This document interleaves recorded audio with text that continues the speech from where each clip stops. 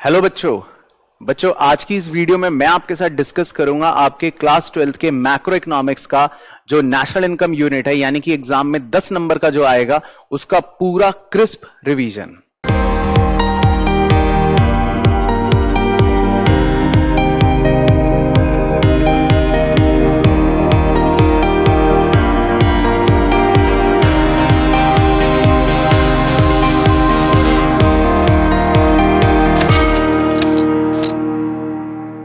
तो सबसे पहले अगर मैं यूनिट 1 को स्टार्ट करूं नेशनल इनकम, तो उसमें क्या क्या चीजें हमारे लिए इंपॉर्टेंट हैं और एक बार फटाफट से उन सब चीजों को रिवाइज करते हैं।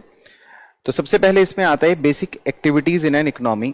इकोनॉमी में कुछ एक्टिविटियां होती हैं जो हमें याद रखनी है। पहली एक्टिविटी होती है प्रोडक्शन। प्रोडक्शन का मतलब है कि कोई भी ऐसी एक्टिविटी जो इकोनॉमी में वैल्यू एडिशन करे। दूसरी होती है कंजम्पशन। कंजम्पशन यानी कि जो हाउस होल्ड्स होते हैं जो गुड्स और सर्विसेज को क्या करते हैं, कंज्यूम करते हैं। और तीसरी होती है इन्वेस्टमेंट, या जिसको आप बोलते हो कैपिटल फॉर्मेशन, यानी कि इकोनॉमी के अंदर प्रोड्यूसर्स जो होते हैं वो कुछ निवेश करते हैं, यानी कि कैपिटल फॉर्मेशन जिसको कहा जाता है। तो तीन बेसिक एक्टिविटीज होती हैं इकोनॉमी के अंदर। इसके बाद आगे चलें तो है फाइनल गुड्स। फाइनल गुड्स क्या होते हैं? फाइनल गुड्स का मतलब होता है कि या तो वो फाइनल कंजम्पशंस में इस्तेमाल कर लिए जाएंगे जिन्हें हम कंज्यूमर गुड कह देते हैं, और या फिर वो फर्म्स जो हैं अपने यहां पर इन्वेस्टमेंट के तौर पर इस्तेमाल करती हैं जिन्हें हम कैपिटल गुड्स कहते हैं। तो इन नटशेल फाइनल गुड्स जो होते हैं वो दो प्रकार के होते हैं, कंज्यूमर गुड्स और कैपिटल गुड्स। नेक्स्ट है इंटरमीडिएट गुड्स। इंटरमीडिएट गुड्स क्या होते हैं? ये भी प्रोड्यूसर ही करते हैं इन्वेस्ट, लेकिन इनकी अवधि होती है छोटी। ये अपने आप को ट्रांसफॉर्म कर लेते हैं या फिर ये हम रीसेल करने के लिए खरीदते हैं। तो इसको कंज्यूमर नहीं खरीदता, जैसे कि रॉ मटेरियल्स या फिर रीसेल पर्पस के लिए खरीदे गए कुछ गुड्स। तो प्रोड्यूसर अगर कोई भी गुड्स खरीदता है या कुछ ऐसा इन्वेस्ट करता है जो रीसेल कर दिया जाएगा या जो वो रॉ मटेरियल की तरह खरीद रहा है, यानी कि ट्रांसफॉर्म हो जाएगा, तो उसे हम कहते हैं इंटरमीडिएट गुड या इंटरमीडिएट एक्सपेंडिचर। इसके बाद कंज्यूमर गुड, सिंपल सी बात जो हमने पहले पढ़ी कि जो कंज्यूमर खरीदता है और अल्टीमेटली उसको कंज्यूम कर लेता है अपने सेटिस्फैक्शन के लिए, उसको बोलते हैं हम कंज्यूमर गुड्स। कैपिटल गुड्स ये भी फाइनल गुड का ही पार्ट थे, जो प्रोड्यूसर खरीदता है दूसरे गुड्स को प्रोड्यूस करने के लिए, जैसे मशीनरी और इक्विपमेंट। सिंपल सी बात है। इसके बाद आता है circular flow of income. Circular flow क्या होता है? Circular flow basically house holds और फर्म्स के बीच होने वाला मनी का एक पूरा सर्कल होता है, इसीलिए इसको बोलते हैं सर्कुलर फ्लो। तो अगर इसको मैं फटाफट से एक बार क्विकली रिवाइज करवाऊं तो सर्कुलर फ्लो के अंदर कहानी ऐसी होती है कि हाउस होल्ड्स होते हैं और दूसरी तरफ फर्म्स होते हैं। तो हाउस होल्ड्स और फर्म्स के बीच में क्या डीलिंग होती है?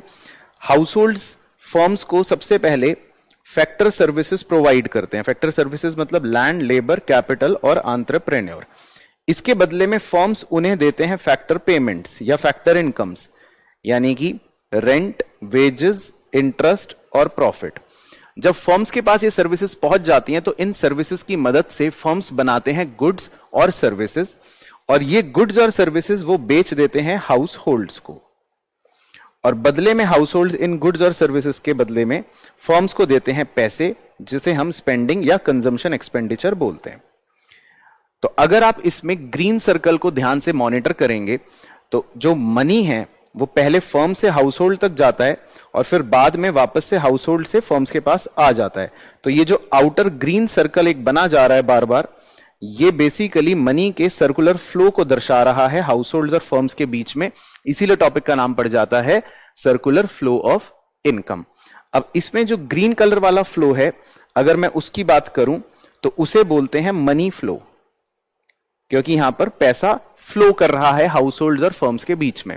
लेकिन अगर मैं इनर सर्कल वाले की बात करूं, यानी रेड वाले सर्कल की, जिसमें सर्विसेज हाउस होल्ड से फर्म्स के पास गई और फर्म से वापस से गुड्स हाउस होल्ड्स के पास आए, तो ये जो इनर सर्कल घूम रहा है हाउस होल्ड्स और फर्म्स के बीच में, तो ये इनर सर्कल को हम बोलते हैं रियल फ्लो।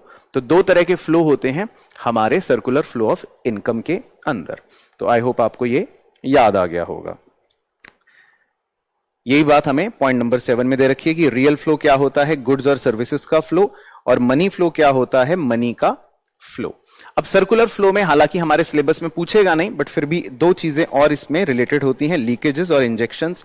लीकेजेस का मतलब होता है कि कई बार कुछ ऐसी घटना घटित हो जाती है जिससे पैसा उस फ्लो में से बाहर निकल जाता है, इसीलिए इसको बोलते हैं leakage. Money withdrawn from the flow of income, यानी कि पैसा जो है विड्रॉ हो जाता है उस सर्कुलर फ्लो में से। और इसी का उल्टा होता है इंजेक्शंस, यानी कि कुछ ऐसी चीजें जिससे वापस से पैसा हम इंजेक्ट कर देते हैं किसके अंदर, मनी के फ्लो के अंदर। तो बस छोटा सा पॉइंट ये हमको पता होना चाहिए। इसके बाद एक छोटा सा अगला कॉन्सेप्ट होता है फ्लो और स्टॉक का, कि what is a flow variable and what is a stock variable. तो बहुत ही सिंपल सी बात इसमें याद रखनी है। फ्लो का मतलब है कि आप कोई वीडियो शूट कर रहे हैं, और स्टॉक का मतलब है कि आपने कोई फोटो खींची है। यानी कि फ्लो वेरिएबल को हम मेजर करते हैं over a period of time, जिसमें कोई टाइम डायमेंशन होता है कि आपने 7:10 पर कोई चीज शुरू करी और 7:25 पर वो खत्म हो गई, तो उसमें 15 मिनट का एक टाइम डायमेंशन आ गया, तो उसको बोलते हैं फ्लो। और स्टॉक होता है कोई ऐसा वेरिएबल जिसको हम at a particular point of time पर मेजर करते हैं, यानी कि जिसमें कोई भी टाइम डायमेंशन नहीं होता। और मजेदार बात ये कि जो हमारी नेशनल इनकम है, जो हम पढ़ रहे हैं चैप्टर, वो एक फ्लो कॉन्सेप्ट होता है, इस बात का हमें ध्यान रखना है। इसके बाद है नेक्स्ट फैक्टर पेमेंट और ट्रांसफर पेमेंट्स। फैक्टर पेमेंट्स जो होते हैं वो हमने अभी अभी देखा, फैक्टर सर्विसेज को देने के बदले में हमको मिलते हैं। यानी कि जब कोई भी house hold land, labour, capital और एंटरप्रेन्योर 4 चीजें देता है, तो बदले में जो मिलता है उन्हें हम बोलते हैं फैक्टर पेमेंट, या नटशेल में बोले तो मेहनत की कमाई। तो फैक्टर सर्विसेज के बदले में मिले जाने वाला रेंट, वेजेस, इंटरेस्ट और प्रॉफिट को हम कहते हैं फैक्टर पेमेंट या फैक्टर इनकम। जबकि इसके विपरीत ट्रांसफर इनकम या ट्रांसफर पेमेंट हम कहते हैं ऐसी चीजों को जो यूनिलेटरल होती हैं, यानी कि बिना कोई सर्विस दिए हमें मिल जाती है या बिना कोई सर्विस लिए हम पे कर देते हैं, जैसे कि gifts, donation, old age pension या नेशनल डेट इंटरेस्ट एटसेट्रा। इसके बाद एक बहुत ही बेहतरीन कॉन्सेप्ट होता है रेसिडेंट का और सिटीजन का। कई बार इसमें डिफरेंस भी पूछ लेता है, या 1 नंबर में हमको पता होना चाहिए। रेसिडेंट हम ऐसे व्यक्ति को मानते हैं जिसका इकोनॉमिक इंटरेस्ट हमारे ही देश में लाई करता है, तो इसमें की वर्ड जो है वो है इकोनॉमिक इंटरेस्ट।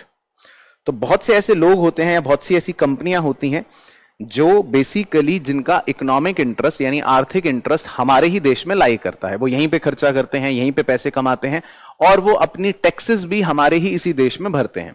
तो जिनका सारा का सारा इकोनॉमिक इंटरेस्ट हमारे देश में लाई कर रहा होता है।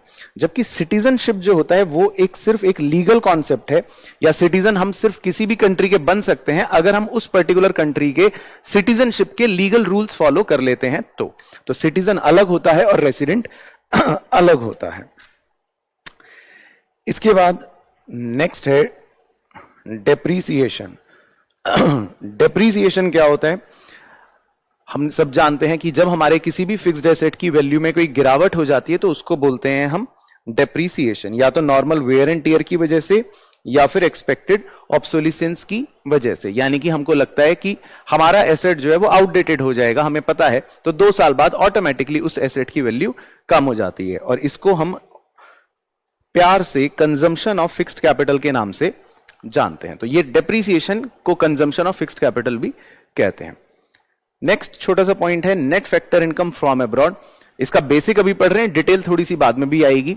Net factor income from abroad का बेसिक मतलब यह है कि कितनी फैक्टर इनकम हमें विदेश से मिली, यानी कि factor income from abroad minus कितनी फैक्टर इनकम हमने विदेशों में दी अपने रेसिडेंट्स को, तो minus factor income to abroad. तो इसको बोलते हैं net factor income from abroad, यानी शॉर्ट में NFIA is equal to FIFA minus FITA, simple.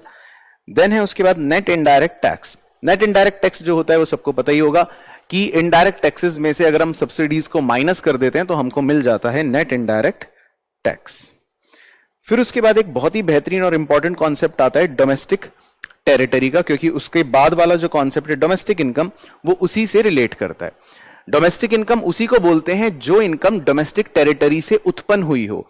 कैसी भी इनकम अगर डोमेस्टिक टेरिटरी पर उत्पन्न हुई है यानी कि प्रोड्यूस हुई है तो वो डोमेस्टिक इनकम मानी जाती है। अब डोमेस्टिक टेरिटरी हम कहते किसके हो? डोमेस्टिक टेरिटरी में हमारी ज्योग्राफिकल टेरिटरी तो आ ही गई जहां पर हम अपने गुड्स या कैपिटल या आदमी फ्रीली मूव कर सकते हैं। इसके अलावा जो चीजें हैं उनको हमें ध्यान से समझना बहुत जरूरी है।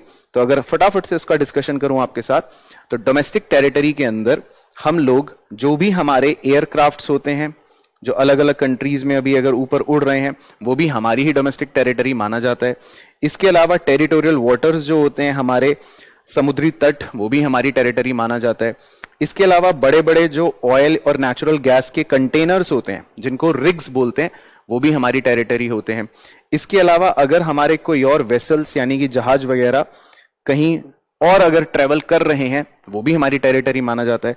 और सबसे इंपॉर्टेंट ये कि हमारी जितनी भी इंडियन एम्बेसीज हैं, जिन्हें कॉन्सुलेट्स भी कहते हैं, वो पूरी दुनिया में अगर कहीं पर भी सिचुएटेड हैं, वो सारी की सारी इंडियन एम्बेसीज भी डोमेस्टिक टेरिटरी मानी जाती है। तो अगर कोई भी इनकम यहां से उत्पन्न हुई है तो हम मानेंगे कि वो हमारी डोमेस्टिक इनकम है, क्योंकि वो डोमेस्टिक टेरिटरी पर लाई कर रही थी। हां, अब इसमें एक एक्सेप्शन होता है जिसका हमें ध्यान रखना है कि हमारी जो ज्योग्राफिकल बाउंड्री है, उस ज्योग्राफिकल बाउंड्री में हो सकता है कि कुछ फॉरेन एम्बेसीज हों, अलग अलग देशों की कुछ फॉरेन एम्बेसीज होती हैं, तो उन फॉरेन एम्बेसीज के एरिया को हम अपनी टेरिटरी नहीं मान सकते। तो वो फॉरेन एम्बेसीज से अगर कोई भी इनकम जनरेट हो रही होगी तो वो हमारी डोमेस्टिक इनकम नहीं होगी, क्योंकि वो टेरिटरी हमारी नहीं मानी जाती। तो ये इसमें हमको ध्यान रखना है। इसके बाद आते हैं national income. National income basically resident वाले कॉन्सेप्ट से ही डिराइव हुआ है कि कोई भी फैक्टर इनकम अगर हमारा रेसिडेंट कमा ले तो उस इनकम को हम कहते हैं नेशनल इनकम। हालांकि इसके हम 3 अलग अलग नजरिए देखेंगे और पढ़ेंगे, फॉर्मूले भी हैं, तो उससे आप ऑटोमेटिकली समझ जाओगे कि नेशनल इनकम क्या होता है।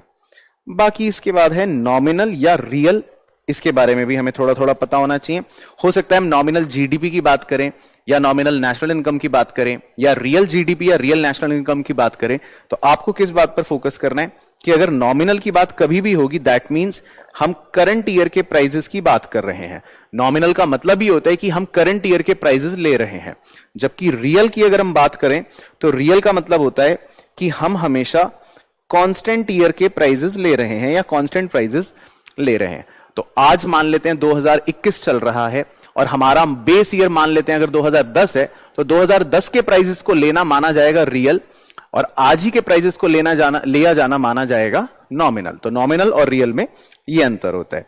इसी से बन जाता है हमारा एक अगला छोटा सा पॉइंट, जीडीपी डिफ्लेटर। उसका आपको बस फॉर्मूला याद रखना है, nominal GDP divided by real GDP into 100। तो इस पर भी छुटमुट क्वेश्चन हमसे पूछ लेता है। अब एक छोटा सा क्वेश्चन है और छोटा सा यहां पर एक टॉपिक भी जनरेट होता है कि रियल जीडीपी या नॉमिनल जीडीपी में से दोनों में से कौन सा बेहतर इंडिकेटर है किसी भी कंट्री के लिए। तो 1 नंबर का आंसर है ऑब्वियसली रियल जीडीपी, क्योंकि ये इन्फ्लेशन से प्रभावित नहीं होता। ये आपको ट्रू पिक्चर बताएगा। जब क्वांटिटी बढ़ेगी तभी रियल जीडीपी बढ़ेगा, क्वांटिटी अगर नहीं बढ़ी तो रियल जीडीपी नहीं बढ़ेगा। तो रियल जीडीपी बेटर मेजर होता है। पर कुछ लोग रियल जीडीपी बढ़ने को हमारे वेलफेयर से जोड़ के देखते हैं।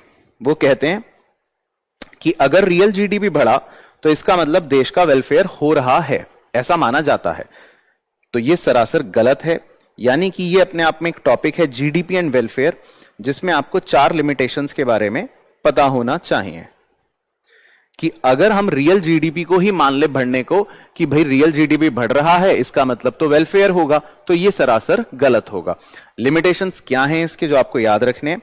हो सकता है जीडीपी तो बढ़ा पर उसका डिस्ट्रीब्यूशन बहुत खराब हो, अमीरों को हमने ज्यादा दे दिया हो, गरीबों को बहुत ही कम दिया हो, तो वेलफेयर नहीं माना जाएगा। हो सकता है जीडीपी का कॉम्पोजिशन बहुत खराब हो कि भाई हमने कंज्यूमर गुड्स तो बहुत कम बना दिए और लड़ाई झगड़े वाले मान लेते हैं डिफेंस गुड्स हमने बहुत ज्यादा बना दिए, तो उससे वेलफेयर तो नहीं होगा। तो खाली जीडीपी के बढ़ने को हम ये नहीं कह सकते कि वेलफेयर हो रहा है। इसके अलावा कई बार नॉन मॉनेटरी या बार्टर एक्सचेंजेस भी हो जाते हैं आजकल के जमाने में भी। तो ये सब चीजें जीडीपी में तो रिकॉर्ड नहीं होती क्योंकि इनमें कोई मॉनेटरी वैल्यू इन्वॉल्व नहीं है, परंतु फिर भी ये इकोनॉमी के अंदर वेलफेयर कर देती हैं। 2 लोग आपस में गुड्स एक्सचेंज करके खुश हो जाते हैं, उनको भलाई हो जाती है उनकी, परंतु ये रिकॉर्ड नहीं होता जीडीपी में। तो रियल जीडीपी पर ही पूरा भरोसा कर लो वो गलत हो जाएगा। एंड इसके अलावा एक्सटर्नलिटीज भी एक लिमिटेशन है।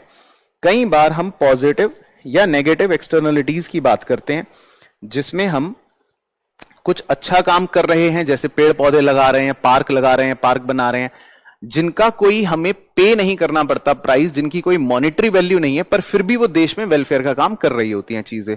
और इसी तरह कुछ नेगेटिव एक्सटर्नलिटीज भी हैं जिनके लिए हमें कुछ पे नहीं करना, शायद कोई पेनल्टी भी ना लग रही हो, पर फिर भी वो हमारे को डिसहार्म कर रही हैं, जैसे इंडस्ट्रियों से निकलने वाला बड़ा बड़ा ज्यादा पॉल्यूशन। तो उनसे जीडीपी तो बढ़ जाता है, प्रोडक्शन तो बढ़ जाती है, पर वो सब चीजें हमारे ह्यूमन वेलफेयर के लिए नुकसानदेही हैं।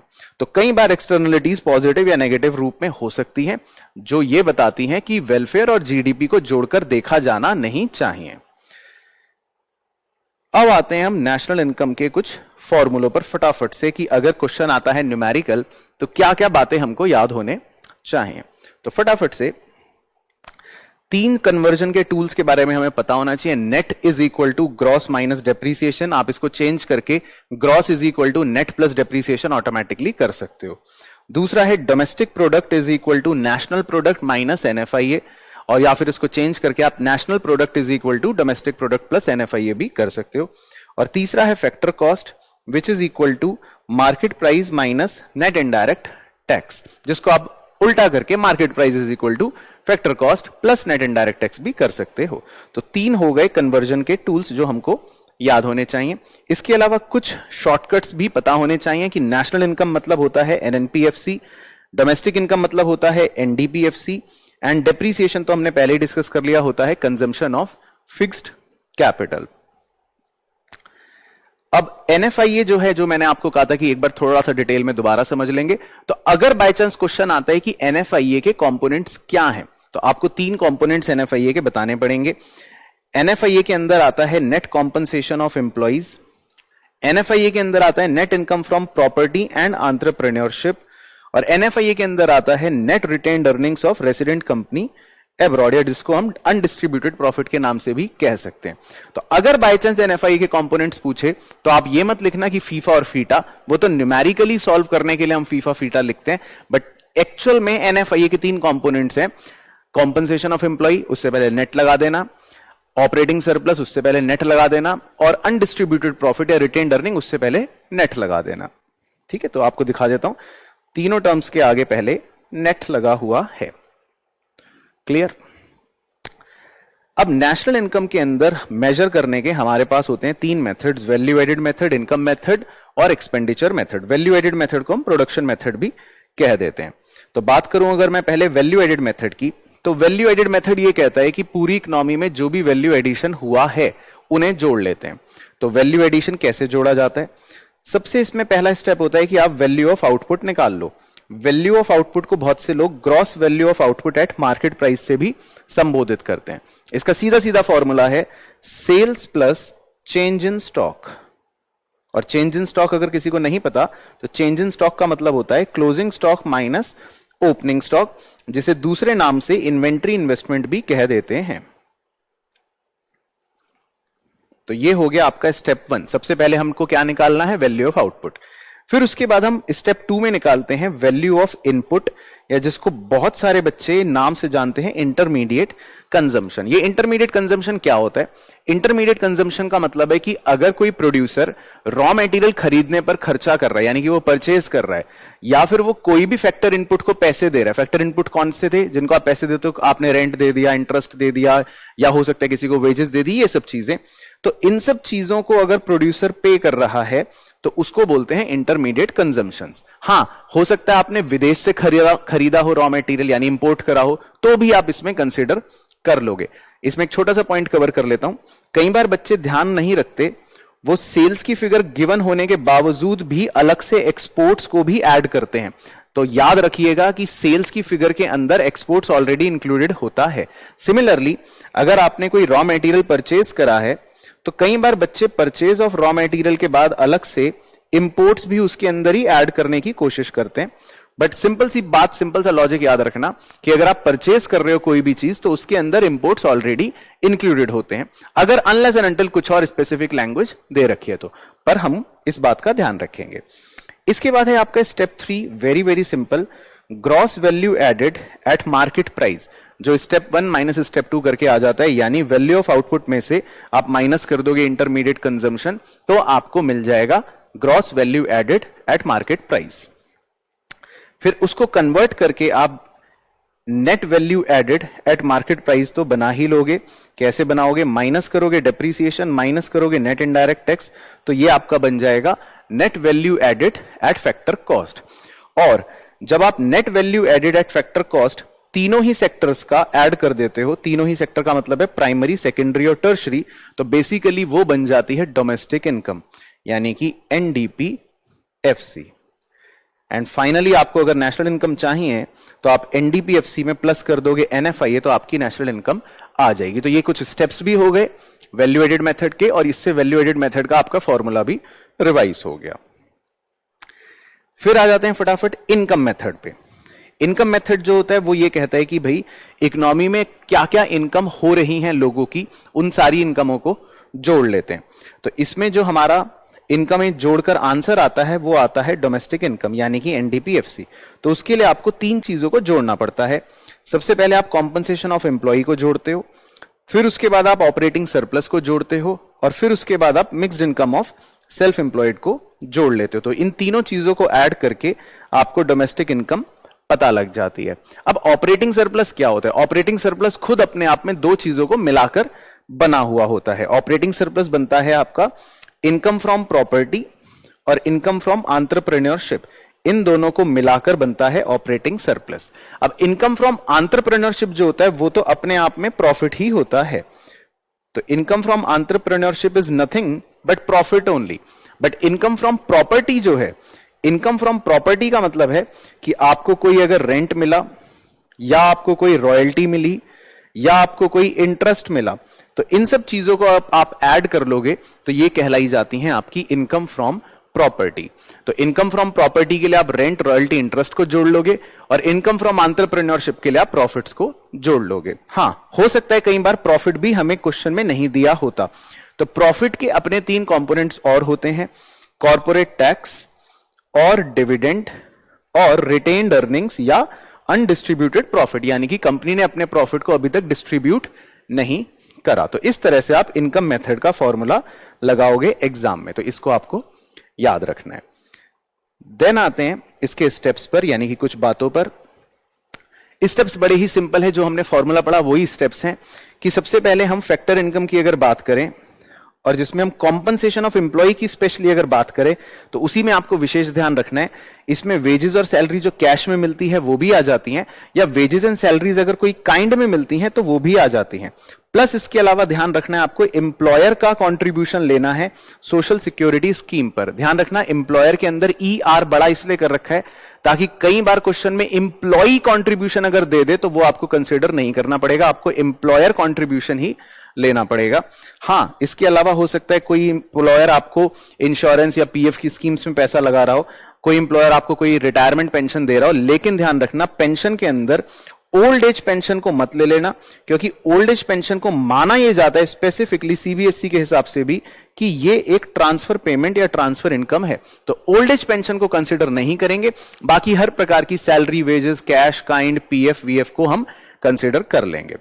बाकी रेंट मैंने आपको बता ही दिया, इसमें इंप्यूटेड रेंट भी आ जाते हैं, रॉयल्टी वो भी आपको बता ही दिया, इंटरेस्ट, प्रॉफिट, ये सारी चीजें हम कंसीडर कर लेते हैं। और उसके बाद mixed income of self employed तो आपको जाहिर सी बात है गिवन ही होगा। तो आपको तीन चीजें ऐड करनी है, और तीनों चीजों को ऐड करके ऑटोमेटिकली आपकी फैक्टर इनकम या डोमेस्टिक इनकम आ जाएगी। तो बस उसके बाद आप नेशनल इनकम तो निकाल ही लोगे। NNPFC is equal to NDPFC plus NFIA। तो ये है बेसिकली आपका इनकम मेथड का पूरा क्रिस्प। और लास्ट मेथड हमारा होता है एक्सपेंडिचर मेथड। सबसे इंपॉर्टेंट, एग्जाम में इसका क्वेश्चन आएगा। एक्सपेंडिचर मेथड में अगर मैं बात करूं तो ये कहता है कि भाई देश में जो अलग अलग एक्सपेंडिचर खर्चे हो रहे हैं उनके बारे में आप बताओ और उन्हें ऐड कर लो। 4 खर्चे इसमें हमको लेने पड़ते हैं, चारों खर्चों को जोड़कर आता है GDP MP। तो सबसे पहले तो इसी बात का ध्यान रखना है। तो GDP MP के लिए आपको 4 खर्चे जोड़ने हैं। क्या क्या? प्राइवेट फाइनल कंजम्पशन एक्सपेंडिचर, यानी कि जो हाउस होल्ड होते हैं आपके और मेरी तरह जो लोग हैं जो अपने कंजम्पशन के लिए कोई भी खर्चा करते हैं, जिसको आपने शुरू में नाम भी दिया था कंज्यूमर गुड्स। तो सिंपल सी बात समझ लो कि कंज्यूमर गुड्स जितने भी खर्चा हो रहे हैं उसको बोल दिया PFCE। अब जिस तरह से हम कंजम्पशन पर खर्चा करते हैं उसी तरह सरकार भी कंजम्पशन पर खर्चा करती है। तो दूसरा खर्चा हो गया सरकार का गवर्नमेंट कंजम्पशन एक्सपेंडिचर। उसके बाद आता है देश के अंदर निवेश करने का खर्चा, यानी कि इन्वेस्टमेंट होती है, ग्रॉस इन्वेस्टमेंट की जाती है देश के अंदर, जो प्रोड्यूसर्स करें या गवर्नमेंट करे, कोई भी करे, लेकिन देश में इन्वेस्टमेंट पर काफी खर्चा होता है, जिसको बोलते हैं ग्रॉस डोमेस्टिक कैपिटल फॉर्मेशन। इस पर हम अभी अलग से चर्चा करेंगे। और चौथा खर्चा होता है हमारा नेट एक्सपोर्ट्स का, यानी कि एक्सपोर्ट्स माइनस इंपोर्ट्स। तो चार खर्चे हम जोड़ लेते हैं, तो जिससे हमारा आ जाता है जीडीपी एमपी। अब जीडीपी एमपी से लेकिन हमें जब निकालनी है नेशनल इनकम, तो यू हैव टू कन्वर्ट कैसे करेंगे आप? National income is equal to GDP MP minus depreciation minus net indirect tax plus NFIM. तो ये तो बेसिक कन्वर्जन है, जिन बच्चों को आता है तो पता ही होगा कि कैसे कैसे हम कन्वर्ट करते हैं। अब अगर मैं बात करूं, जो मैंने कहा था ग्रॉस डोमेस्टिक कैपिटल फॉर्मेशन की, यानी जो आइटम नंबर 3 था, वो क्या है, उसको निकाले जाने के कई सारे रास्ते हैं, या पहले उसको समझ लेते हैं। ग्रॉस डोमेस्टिक कैपिटल फॉर्मेशन को निकालने का एक तरीका तो यह है कि हमें नेट डोमेस्टिक कैपिटल फॉर्मेशन दे रखी होगी, तो हम उसमें डेप्रीसिएशन को ऐड कर देंगे, तो ये automatically gross domestic capital formation बन जाएगी। सिंपल, यानी कि कन्वर्जन वाला तरीका। लेकिन टेक्निकली कॉन्सेप्चुअली आपको यह पता होना चाहिए नंबर 2 कि ग्रॉस डोमेस्टिक कैपिटल फॉर्मेशन के अंदर, यानी ग्रॉस इन्वेस्टमेंट के अंदर, दो प्रकार की इन्वेस्टमेंटें होती हैं। एक होती है फिक्स्ड इन्वेस्टमेंट और दूसरी होती है इन्वेंट्री इन्वेस्टमेंट। तो जब हम फिक्स्ड और इन्वेंट्री इन्वेस्टमेंट दोनों को जोड़ते हैं, तभी वो कहलाई जाती है ग्रॉस इन्वेस्टमेंट या जीडीसीएफ। अब फिक्स्ड इन्वेस्टमेंट कौन सी होती है? तो हमारे लिए फिक्स्ड इन्वेस्टमेंट को माना जाता है बिजनेस इन्वेस्टमेंट अगर कोई हुई है, रेसिडेंशियल इन्वेस्टमेंट अगर कोई हुई है, या पब्लिक इन्वेस्टमेंट अगर कोई हुई है, सरकार ने मान लो कहीं ब्रिज बनाया, कहीं बड़ा सा पुल बना दिया, ये सब। तो इन 3 इन्वेस्टमेंटों को हम मान लेते हैं जोड़कर कि ये है देश के अंदर फिक्स्ड इन्वेस्टमेंट। और उसमें फिर हम जोड़ते हैं इन्वेंट्री इन्वेस्टमेंट। इन्वेंट्री इन्वेस्टमेंट जो होती है वो आपने अभी अभी थोड़ी देर पहले भी पढ़ी थी, वो होती है closing stock minus opening stock. तो कुल मिलाकर ये सब चीजें जब हम जोड़ लेते हैं, अगर मैं ये बक्सा इधर ऐसे बना दूं, तो ये पूरा बक्सा जुड़ने के बाद बन जाता है आपका जीडीसीएफ। तो जीडीसीएफ का कॉन्सेप्ट याद रखना है कि जीडीसीएफ बेसिकली फिक्स्ड इन्वेस्टमेंट और इन्वेंट्री इन्वेस्टमेंट दोनों को जोड़कर बन जाता है। और एक छोटा सा फॉर्मूला नीचे भी दे रखा है, कई बार हमें net domestic fixed capital formation दे रखा होता है, एनडीएफसीएफ। तो इसके अंदर हम चेंज इन स्टॉक पहले जोड़ते हैं ताकि ये बन जाए हमारा नेट डोमेस्टिक कैपिटल फॉर्मेशन, और फिर क्योंकि ये नेट वेरिएबल है तो हम इसके अंदर डेप्रीसिएशन भी जोड़ते हैं, तो फिर ये अल्टीमेटली बन जाता है ग्रॉस डोमेस्टिक कैपिटल फॉर्मेशन। तो ये भी फॉर्मूला हो सकता है किसी किसी क्वेश्चन में इस्तेमाल करने को आपको मिले। तो ये था बेसिकली हमारे पूरे नेशनल इनकम का जो 10 नंबर का यूनिट है, उसका पूरा क्रिस्प रिवीजन। तो आई होप बच्चों आपको आज की वीडियो काफी फ्रूटफुल लगी हो। मैंने अपनी तरफ से कोशिश करी है कि बहुत ही क्रिस्प मैनर में, लेकिन सारी चीजों को कवर करते हुए फॉर्मूले, कॉन्सेप्ट्स, थियरी, नेशनल इनकम का जो पूरा यूनिट है 10 नंबर का, उसको फिनिश कर सकूं। तो आज की वीडियो में बस यही करेंगे, बाकी आपसे मिलेंगे नेक्स्ट वीडियो में।